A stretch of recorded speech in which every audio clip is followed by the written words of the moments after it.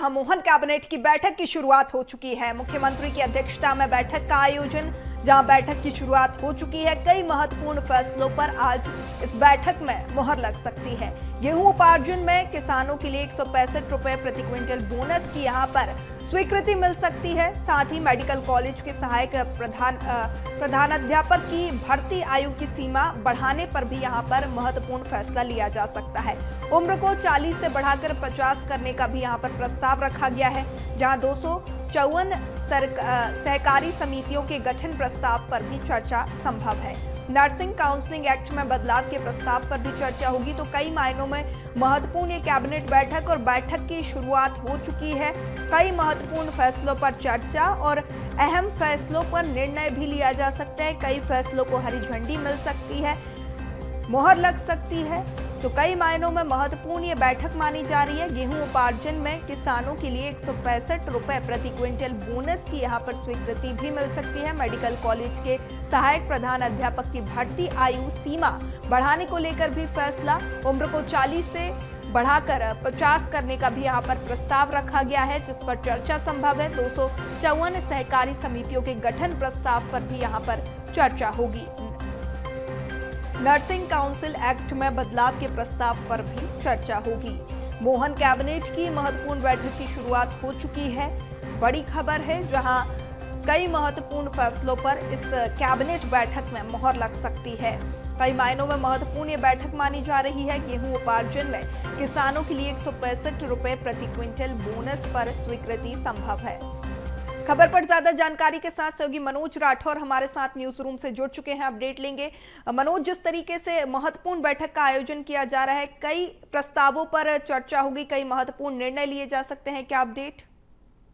जी बिल्कुल, कई महत्वपूर्ण जो प्रस्ताव है अलग अलग विभाग के इस कैबिनेट की बैठक में आएंगे। हालांकि ये कहा जा रहा था कि जो तबादला नीति है उसका प्रस्ताव भी आ सकता है, क्योंकि पिछली बैठक में संशोधन के लिए मुख्यमंत्री डॉक्टर मोहन यादव ने चर्चा के दौरान निर्देश दिए थे। लेकिन अब ये जानकारी निकलकर मंत्रालय से आ रही कि अब यानी नए साल में ही जो है जब कैबिनेट की बैठक होगी उस दौरान इस पर चर्चा होगी। यानी आज तबादला नीति का प्रस्ताव नहीं आएगा, लेकिन इसके अलावा भी कई महत्वपूर्ण प्रस्ताव है। हायर एजुकेशन की बात करें तो असिस्टेंट प्रोफेसर की आयु बढ़ाने का जो है वो प्रस्ताव आया है, क्योंकि 40 तक की आयु थी, लेकिन उसको बढ़ाकर 50 साल की जाएगी। यानी अब कॉलेजों के अंदर जो असिस्टेंट प्रोफेसर है या प्रोफेसर है उनकी भर्ती प्रक्रिया जो है आसान की जाएगी और वहाँ पर जो टीचर की कमी है, प्रोफेसर की कमी है, उसे दूर करने का काम किया जाएगा। इसके अलावा कृषि विभाग से भी एक बड़ा मामला है, क्योंकि सरकार जो गेहूं उपार्जन के लिए किसानों को 165 रुपये प्रति कुंटल के हिसाब से बोनस देती है, उसमें जो 600 करोड़ की राशि लगनी है इस गेहूं उपार्जन के दौरान, उसकी राशि का भी जो है प्रस्ताव आएगा। यानी उसको भी स्वीकृति देने का काम इस कैबिनेट की बैठक में किया जाएगा। इसके अलावा लोक निर्माण विभाग के कई ऐसे प्रस्ताव हैं जो कि सड़कों से या फिर दूसरे निर्माण कार्यों से जुड़े हैं, उस पर भी आज सहमति बनेगी, उस पर भी आज चर्चा की जाएगी। इसके साथ 254 जो सहकारी समितियां हैं उसके गठन का प्रस्ताव पहले भी आ चुका, लेकिन कई संशोधन के बाद आज इस प्रस्ताव को सहकारिता विभाग के द्वारा रखा जाएगा। इस प्रस्ताव पर भी संभवतः मंथन के बाद हरी झंडी यानी इसको भी मंजूरी मिल जाएगी, क्योंकि नर्सिंग काउंसलिंग को लेकर जिस तरीके से लगातार फर्जीवाड़े की बात सामने आई थी, एसआईटी गठन की गई थी, कोर्ट तक ये मामला गया था, सीबीआई जांच हो रही थी। इस बीच में सरकार ने कई बड़े फैसले लिए थे और नर्सिंग काउंसलिंग जो एक्ट है उसमें संशोधन का प्रस्ताव भी आया। कई बड़े प्रावधान और कई कड़े प्रावधान भी जो है इस एक्ट में किए जाने हैं। उस प्रस्ताव पर आज चर्चा होगी और कैबिनेट की सहमति के बाद मुख्यमंत्री डॉक्टर मोहन यादव इस प्रस्ताव को भी मंजूरी दे सकते हैं। तो कई महत्वपूर्ण प्रस्ताव हैं जो कि हर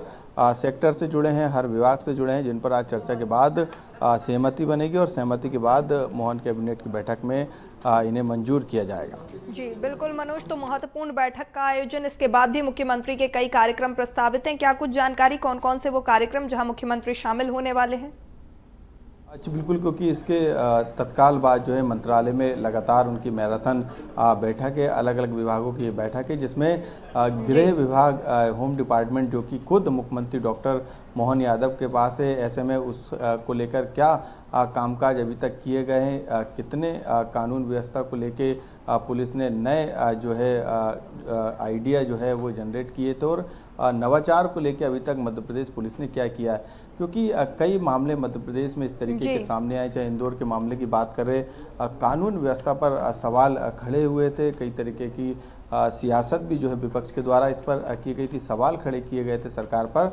तो अब मध्य प्रदेश की कानून सुरक्षा व्यवस्था, साइबर क्राइम जिसमें डिजिटल अरेस्ट जैसे मामले शामिल हैं, साइबर को लेके आगे किस तरीके से पुलिस काम करेगी, मध्य प्रदेश की कानून और सुरक्षा व्यवस्था के साथ अभियोजन विभाग, क्योंकि काफ़ी महत्वपूर्ण विभाग है, सरकार का पक्ष कोर्ट के अंदर रखने का काम यह विभाग करता है। तो ये विभाग खुद मुख्यमंत्री डॉक्टर मोहन यादव के पास है। ऐसे में इस विभाग पर अभी तक के कामकाज पर चर्चा की जाएगी और आगामी किस तरीके से विभाग काम करेगा उस पर भी मंथन किया जाएगा। बिल्कुल बिल्कुल मनोज, तमाम जानकारी साझा करने के लिए आपका बहुत शुक्रिया।